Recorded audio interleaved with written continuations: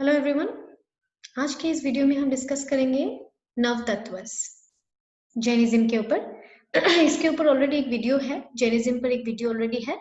ये video separately सिर्फ नव तत्व के ऊपर है, जो कि जैन फिलोसफी के अंडर ही आता है, जो कि प्रीवियस वीडियो में डिस्कस नहीं है, इसीलिए इसका एक सेपरेट वीडियो बनाया हुआ।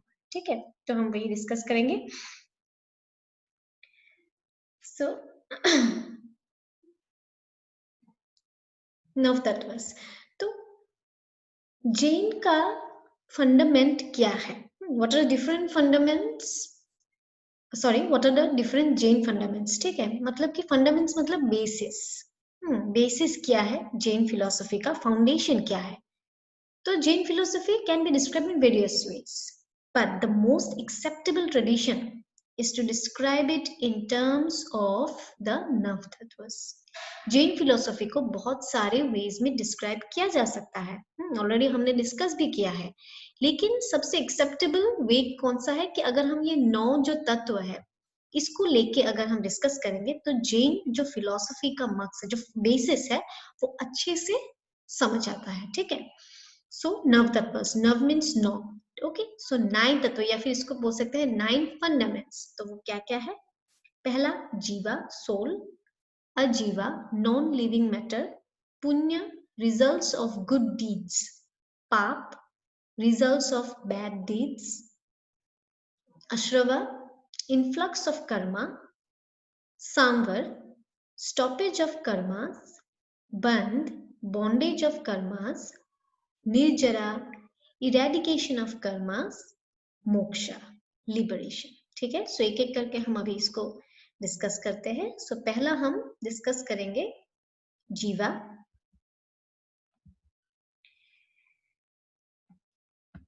सो ऑब्वियसली जीवा जो कि जो जीव हम बोलते हैं कि living beings. So all living beings are called jiva, jiva. लेकिन एक जीव को हम लिविंग इसलिए कहते हैं बिकॉज इसमें सोल होता है। जो जीवा को इसलिए ब्रैकेट में आपने देखा है सोल करके लिखा है, because जीवास they have a consciousness जिसको हम सोल कहते हैं, और हम उसके आत्मा कहते हैं, चेतन कहते हैं। ठीक है, तो इसको हम रिप्रोड्यूस नहीं कर सकते, इसको बनाया नहीं जाता है। हाँ, ये ट्रांसफर होते हैं एक बॉडी से दूसरे बॉडी पर। ठीक है, और it is described as a sort of energy. एक एनर्जी है जो कि इनडिस्ट्रक्टेबल है, मतलब इसको डिस्ट्रॉय नहीं कर सकते हैं। इनविजिबल है, दिखते नहीं है, शेप नहीं है, शेपलेस। ठीक है, so Jainism divides jiva into 5 categories ranging from one sensed beings to 5 sensed beings. So ये already हमने डिस्कस किया है इसके प्रीवियस वीडियो में, आप देख लीजिए। 1 सेंस से लेके 5 सेंस तक किस क्या क्या कैटेगरीज है, और उसमें एग्जांपल्स भी मैंने दिए हैं। So please go to the previous video. तो body is merely a home for the soul. जो हमारा बॉडी है ये सिर्फ एक सोल का घर है। So at the time of their obviously the soul leaves the body to occupy a new one. Death के बाद ही सोल ये हमारे शरीर को छोड़ के एक दूसरा शरीर ग्रहण कर लेते हैं। ठीक है, तो सोल का कोई एक परमानेंट, यू कैन से एक परमानेंट शरीर नहीं होता है। ठीक है, और तीर्थंकराज ने कहा है कि सोल का एक बहुत ही इन्फिनिट कैपेसिटी है। सोल के बहुत कैपेसिटीज है जानने की, to know, to perceive, lots of capacity होती है, लेकिन इस कैपेसिटी को हम एक्सपीरियंस नहीं कर पाते हैं आज के प्रेजेंट स्टेट पे। जो भी प्रेजेंट स्टेट है, सपोज मेरा ही स्टेट हो, मेरे सोल का बहुत कैपेसिटीज होते हैं। हर एक इंसान के अंदर जो सोल है उसका एक मकसद है, और कैपेसिटी भी है उस मकसद को पूरा करने के लिए, लेकिन क्यों नहीं कर पाते? Because of accumulated karmas.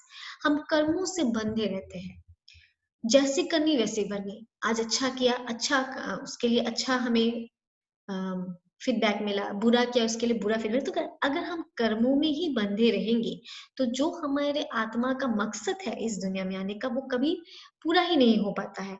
हम कर्मों में बंध रहते हैं, और कर्मों में बंधे इसलिए रहते हैं क्योंकि हमें ये हम पढ़ेंगे, जो आगे हम पढ़ेंगे उसमें आपको पता चलेगा कि क्यों ये अट्रैक्शन, किस वजह से कर्मा में हम लिप्त हो जाते हैं, क्यों हम कर्मा से मुक्त नहीं हो पाते। ठीक है, तो हम एक एक से डिस्कस करते हैं। नेक्स्ट हम आते हैं अजीवा।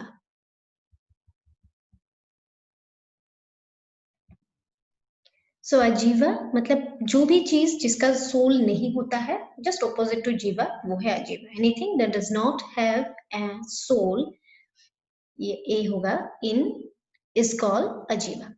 सो अजीवा डज नॉट, इसको करेक्ट ही कर देती हूँ, जस्ट वेट। अजीवा does not have consciousness. Obviously जो हमारा था जीवा में कॉन्शियसनेस होता है, कोई भी ऐसी चीज, सपोज आपका कलम होगा, इसमें कोई कॉन्शियसनेस नहीं है, इसको आप तोड़ भी दोगे तो इसमें कोई चीख नहीं निकलेगी, कोई दर्द नहीं होता है, कोई कंसाइंस नहीं होता है, कॉन्शियसनेस नहीं होता है। जैनिज्म डिवाइड्स अजीवा, जैनिज्म के अनुसार अजीवा का 5 कैटेगरी है, ब्रॉड कैटेगरीज, ठीक है। इसको डिटेल्स में नहीं जानने से भी होगा, अगर आपको जानना है तो आप गूगल कर सकते हो, मैं बस टर्म्स समझा देती हूँ। एक है धर्मास्तिकाय, जो कि है मीडियम ऑफ मोशन, मतलब एक मीडियम जिसके जिसके एब्सेंस के बिना कोई भी चीज हिल भी नहीं सकती, मूव नहीं कर सकता। अधर्मास्तिकाय मीडियम ऑफ रेस्ट, मतलब अगर ये मीडियम ऑफ रेस्ट नहीं होता है तो कोई भी चीज अगर मूव करता है तो वो मूव ही करेगा सारे जीवन भर, सो मीडियम ऑफ रेस्ट चाहिए। फिर आकाशस्तिकाय मतलब स्पेस, फिर पुद्गलस्तिकाय मैटर, एंड काला मतलब समय, टाइम, ठीक है। सो ये 5 ब्रॉड कैटेगरी अजीवा में। देन हम आते हैं पुण्य। पुण्य कोई भी आप काम करो, अच्छा काम करो जिसका जो अच्छा रिजल्ट आता है, कोई भी काम करो आप उसका जो अच्छा रिजल्ट आता है तो उसको हम बोलते हैं पुण्य। जो हम यूजुअली बोलते रहते हैं कि पुण्य का काम करना चाहिए, किसी को, किसी भिखारन को आपने कुछ खिला दिया है और इससे क्या होगा कि एक अच्छा पॉजिटिव एनर्जी भी मिलता है और आपका भला ही होगा, ठीक है। So by undertaking wholesome activities we acquire पुण्य और गुड कर्मा, इसको गुड कर्मा बोलते हैं। Some such activities are providing food or other items to the needy, जिसको जरूरत है उसको खाना या कोई भी ऐसी चीज जो उसको जरूरत है वो देना। Doing charity work करना, पैसे देना, propagating religion, etc. So when punya matures, it brings forth comfort and happiness. ठीक है, ऑब्वियसली आप अच्छा करोगे पुण्य होगा, और पुण्य का मतलब कि आपका, आपको सुख, comfort, it can be anything, कुछ भी हो सकता है पुण्य के अंदर। मे बी आपका आपके घर में खुशहाली आई हो, आपने पुण्य का काम किया, इसके लिए आपके घर में हैप्पीनेस हो, सब लोग स्वस्थ है, सुखी है, कंफर्ट है, आपके घर में किसी चीज की कमी नहीं है, ऐसी कोई भी आपत्तिजनक चीज नहीं है घर में। सो इट्स, ये साइन है कि आपने पुण्य किया तो आपका एक अच्छा रिजल्ट आया है, ठीक है। देन है पाप, जो कि पुण्य के ऑपोजिट है। ऑब्वियसली आप बुरा काम करोगे तो उसका बुरा रिजल्ट आएगा और वही पाप कहते हैं, हम बैड कर्मा कहते हैं। By undertaking bad activities we incur पाप और बैड कर्मा, ठीक है। सो एक्टिविटी क्या हो सकता है, violence, cruel, showing disrespect to parents और टीचर्स, बीइंग एंग्री और ग्रीडी, शोइंग एरोगेंस, कोई भी बुरी चीज जिससे नेगेटिविटी फैलता है, ऑब्वियसली वो आपका है पाप, उससे आपका पाप ही होगा। मतलब आपको ऐसा चीज होगा जैसे कि व्हेन पाप मैच्योर्स, मतलब आपने बहुत गलत किया है और कुछ सालों बाद, महीनों बाद, जो भी है, आप कुछ चीजों से सफर कर रहे हैं, आपके जीवन में मिजरी है, अनहैप्पीनेस है, हाँ, हर चीज उलट पुलट है, सुख नहीं है, मतलब कि ये क्या है, ये पाप ही तो है, पाप का फल है। हाँ, बुरे कर्मों का फल है, मतलब आप भुगत रहे हो, पापों से भुगत रहे हो, ठीक है, तो वो पाप है। नेक्स्ट है आपके अश्रवा, the influx of karmas. Influx of Karma particles मतलब कि कर्मा का हमारे जीवन में आना, मतलब इनफ्लो, एंट्री होना कर्मा का, वो अच्छा भी हो सकता है, गुड कर्मा हो सकता है, बैड कर्मा हो सकता है। So any influx of karma particle to the soul is known as अष्टवा, ठीक है। तो यहाँ पे अच्छा कर्म हुआ तो अच्छा है, तो आपका अच्छा होगा, लेकिन अगर बुरा कर्मा होता है तो क्या होता है, इसमें आप बंधे रहोगे हमेशा, कर्मा का ही बैड इफेक्ट्स आपको मिलता रहेगा। हाँ, तो यहाँ पे क्या क्या कहा गया कि अगर ये बुरा है, बैड कर्मा है, तो it is cause by wrong belief, गलत धारणा रखना, वावलेसनेस। वावलेसनेस मतलब, वाव का मतलब क्या होता है, प्रॉमिस, सौगन लेना, कसम लेना कि हम ये चीज नहीं करेंगे, ये गलत काम हम नहीं करेंगे। तो उस तरह का मतलब जो प्रॉमिस है आप कभी करते नहीं हो, कि आपने कुछ गलत किया है, उससे आपको आपको पता भी चला है कि ये गलत है, और अपने आपको ये रियलाइजेशन भी हुआ है, फिर भी आप उसको नहीं छोड़ना चाहते, तो वाउलेसनेस, इस तरह का एटीट्यूड रखते हैं, ऑब्जर्विंग नो वाउल्स। फिर पैशन, सो इसमें कोई कुछ भी हो सकता है, पैशन में गुस्सा हो सकता है, ईगो हो सकता है, एरोगेंस हो सकता है, लालच हो सकता है, ग्रीड। सो इस तरह की चीजों से क्या होता है, ये बैड कर्मास रहते ही है। मैं अगर आपको एक एग्जांपल दूं कि सपोज आप एक नाव में कहीं जा रहे हो, तो उसमें सपोज उसके नीचे का फ्लोर का जो नाव का फ्लोर होता है बोट का, तो वहां पे सपोज एक छेद हो गया है, तो हाँ, एक छेद होने से प्रॉब्लम नहीं है, इसको फिट किया जा सकता है, इसको फिक्स कर सकते हैं, ठीक है। तो आपने उसको फिक्स किया, ठीक है। फिर देखा कि और एक छेद है, फिर उसके लिए गए, देखा कि और 2 3 4 बहुत सारे छेद है, तो ये इसको बोलते हैं एक्यूमुलेशन, गैदर हो रहा है। एक कर्मा का आप मतलब इसको ठीक ठाक कर सकते हो, मैंने गलत किया है, इसका भरपाई मैं करने के लिए तैयार हूँ, ठीक है। एक गलत किया, उसकी भरपाई, फिर दूसरी गलत, फिर उसकी भरपाई, फिर तीसरी, चौथी, इस तरह से कितने आप कर्मा, बैड कर्मा आपका होता जाएगा, आप उसको उसका मतलब कर्म का फल लेते जाओगे ऐसे, तो क्या होगा कि सोल को कभी फ्री होने का मौका ही नहीं मिलता है, कर्मा में ही एक्यूमुलेटेड रहते हैं, ठीक है। इसको कहते हैं इन्फ्लक्स ऑफ कर्मा पार्टिकल, अश्रवा। तो हमने क्या कहा, रॉन्ग बिलीफ, वावलेसनेस, पैशन, नेग्लिजेंस, किसी भी चीज को मतलब नेग्लेक्ट करते रहना आपके, मतलब हाँ किया तो क्या, ये गलत किया तो क्या, तो इस तरह का नेग्लिजेंसी।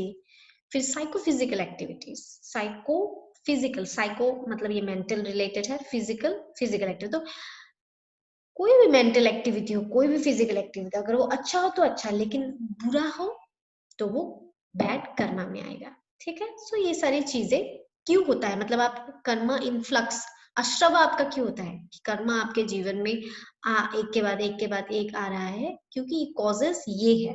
ये सारी चीजें अगर आप जीवन में, आपके जीवन में है, आप ऐसा कर रहे हो, तो आपका अश्रवा मतलब इनफ्लक्स ऑफ कर्मा होगा, ठीक है। सो नेक्स्ट हम आते हैं सांबर।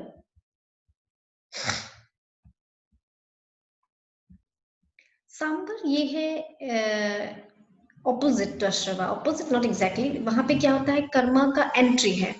तो ये एक ऐसा प्रोसेस है, this is the process by which the influx of karma particle is stop, हम इसको बंद कर सकते हैं। ये जो हमारे जीवन में जो कर्मा, बैड कर्मा जो होता रहता है, ये कर्मा जिसका हमें फल हमेशा भुगतना पड़ता है, तो उसको हम बंद कर सकते हैं। तो किस तरह से कर सकते हैं, यहाँ पे क्या क्या दिया हुआ देखिए, this is achieved by observing समिति, मतलब केयरफुलनेस। किस तरह का केयरफुलनेस, जैसे कि केयरफुल मूवमेंट्स, समझ लीजिए बहुत सारे ऐसे केयरफुलनेस है। केयरफुल मूवमेंट की मतलब बहुत केयरफुली आप अपने मूवमेंट्स को देखेंगे, कहीं आपसे किसी जीव का हत्या ना हो जाए। केयरफुल स्पीच, मतलब संभाल के बात करेंगे। Careful taking about sorry careful about taking food, खाना लेते टाइम भी आपको केयरफुल रहना है। वस्त्र पहनने टाइम भी आपको केयरफुल रहना है, ठीक है। सो बहुत सारी ऐसी चीजें जो आपको केयरफुल रहना है, ठीक है। फिर आता है गुप्ती, मतलब कंट्रोल करना। सो कंट्रोल करने में क्या, आप क्या कहेंगे लोगों से, आपको सपोज गुस्सा आया है, तो आपको उसे कंट्रोल करना है। हर वो चीज है, आपको कुछ माइंड, मतलब आपके मन में कुछ ऐसे विचार आए हैं जो कि अच्छा नहीं है, उसको कंट्रोल करना। कोई फिजिकल एक्टिविटी, किसी को मारने का मन कर रहा है लेकिन उसको कंट्रोल करना, तो गुप्ती। ये इसको अचीव, अगर ये अचीव कर सकते हैं, तो हमारे जीवन में बैड कर्मास एंट्री नहीं होंगे। देन एक्सक्यूज मी, टेनफोल्ड यति धर्मा। फिर हमारे आते हैं टेनफोल्ड यति धर्मा, इसमें क्या आते हैं कि ऐसे कुछ धर्म है, मतलब कि फॉलो करना है, ड्यूटी, जो मॉन्क साधु ये लोग फॉलो करते हैं, जैसे कि हमेशा फॉरगिव करना चाहिए, पोलाइट रहना चाहिए, सिंपल रहना चाहिए, लालच नहीं करना चाहिए, अपने मन को हमेशा शुद्ध रखना चाहिए, सेंसेस, हमारे सेंसेस को कंट्रोल रखना चाहिए, अट्रैक्ट नहीं होना है किसी भी ऐसे लग्जरियस चीजों पर। सो इस तरह से कुछ धर्म है 10, उनको मानना है, जिसको मॉन्क शुड कहते हैं, मतलब साधु जो मॉन्क लोग जो मानते हैं। एंड कंटेम्पलेटिंग ऑन द 12 भावनास, ऐसे 12 भावना है। आप अगर आप गूगल करके अगर आपको मन है कि वो 10 जो यति धर्म है मैं उनको थोड़ा सा और देखूं, तो आप गूगल करके देख सकते हैं, उसको पढ़ सकते हैं। मैंने थोड़ा सा आपको बता दिया कि उनमें से क्या क्या है। फिर ऐसे 12 भावनाएं हैं, मतलब मेंटल रिफ्लेक्शन, मतलब हम किस तरह से अपने सोल को मोटिवेट करते हैं, इससे 12 भावनाएं हैं। तो आप उन भावनाओं को भी आप देख सकते हो, ठीक है। तो मैं थोड़ा सा एक बता दूं, जैसे कि आपका एक भावना, मतलब अनित्य भावना, असारण भावना, निर्जरा भावना, इस तरह से कुछ भावनाएं हैं। क्या क्या है उसको आप अगर विस्तार में पढ़ना चाहते हो तो आप पढ़ सकते हो। सिलेबस में हमें जितना चाहिए हम उतना आपको सिखाने की कोशिश करेंगे। अगर आपको उससे ज्यादा पढ़ना है तो आप खुद सेल्फ स्टडी कीजिए, क्योंकि हर वो चीज हम आपको सिर्फ गाइड कर सकते हैं, ठीक है। तो पूरा स्पून फीडिंग तो नहीं होगा, तो कुछ चीजें जो आप खुद को आपको लगता है कि मुझे जानना है, तो आप खुद इसको गूगल कर सकते हैं। मैंने गाइड कर दिया है, जैसे कि मैंने कहा है क्या क्या करना है, इसको आप खुद कर सकते हैं। देन परिशाशा मीन्स सफरिंग। हाँ, सफरिंग जैसे मॉन्क लोग वो कुछ ऐसे सफरिंग्स, मतलब कि क्या करना है क्या नहीं करना है। मैं आपको कुछ ऐसे सफरिंग्स में आपको बता रही हूँ। सपोज ऐसे 22 है, 22 ऐसे कुछ टाइप्स है, सफरिंग्स कह सकते हैं, जो मॉन्क लोग को भुगतना पालना पड़ता है। सपोज जैसे कि अगर आपको ठंड लग रही हो तो आप गर्मी की चाह नहीं कर सकते, गर्म लग रही हो तो ठंड की चाह नहीं कर सकते हैं। आप मेडिटेशन कर रहे हो तब अगर आपको किसी इंसेक्ट ने काटा है तो आप इरिटेट नहीं हो सकते हैं, लेकिन उसको कामली उसको आपको सहना है। तो इस तरह से कुछ सफरिंग्स है। तो आप नहा नहीं सकते। फिर आपको वुडन फ्लैट जैसे बिस्तर में या फिर कोई ग्रास में आपको उस तरह से जगह में सोना है, मतलब आराम से आप बिस्तर में पूरा नहीं सो सकते। आपको बीमारियों से जूझना है। सो इस तरह के कुछ सफरिंग्स है। तो आप उसको 22 है, 22 है। तो आप उसको अगर आपको पढ़ना है तो आप गूगल करके देख सकते हैं, ठीक है। तो इसको सांबर। फिर आता है आपका बंध। This refers to the actual binding of Karma particles to the soul. Bandh occurs when we react any situation with a sense of attachment or aversion. यहाँ पे क्या कहा गया है कि कर्मा और सोल का बाइंडिंग, मतलब ये जो बंध, ये जो 7th फंडामेंट है, ये बंध आता है आपका इनफ्लक्स ऑफ कर्मा, अश्रवा के बाद। आपके जीवन में, आपके लाइफ में कर्मा का अभी एंट्री हो गया है। आप एक के बाद एक कर्मा आपको भुगतना पड़ रहा है। तो अब क्या हो गया है, आपका बाइंडिंग कर्मा सोल के साथ पूरा बंद हो चुका है, ठीक है। तो और वो बंद कैसे हो जाएगा, देखिए आप स्टॉप भी कर सकते हो, जो हमारा सांवर उसके बाद का है, आप बंद कर सकते हो, आप स्टॉप कर सकते हो कर्मा को अपने लाइफ का। लेकिन अगर आप स्टॉप नहीं करते हो तो अश्रवा एंट्री के बाद आपका ये जो 7 फंडामेंटल है बंद, मतलब कि आपका अभी कर्मा पूरा सोल के साथ पूरा इंटरमिंगल हो जाएगा। और ये क्यों होता है, क्योंकि आप हर वो चीज में, जैसे कि bandh occurs when we react any situation with sense of attachment, क्योंकि हमारा जो मोह माया है, ये मेरा घर, ये मेरी जॉब, हाँ, मेरी मेरी जो हर वो चीज जो मेरा, ये जो मेरा सेंस है अटैचमेंट का, ये जब तक रहेगा तब तक कर्मा हमारे सोल के साथ बंधा रहेगा, कभी फ्री नहीं होगा, ठीक है। तो ये लाइफ में कर्मा एंट्री के बाद ये बंद आता है, ठीक है। उसके बाद है निर्जरा, the process through which we shed karma. हम कर्मा को किस तरह से शेड करते हैं। तो शेड का अर्थ क्या होता है, मतलब टू गेट रीड ऑफ, कि हमें इसे छुटकारा पाना है, ठीक है। तो निर्जरा का मतलब है हमें कर्मों से छुटकारा पाना है, ठीक है। आपने एक गलत काम कर दिया है, बैड, अभी आपको उसका गलत परिणाम भुगतना है, ठीक है।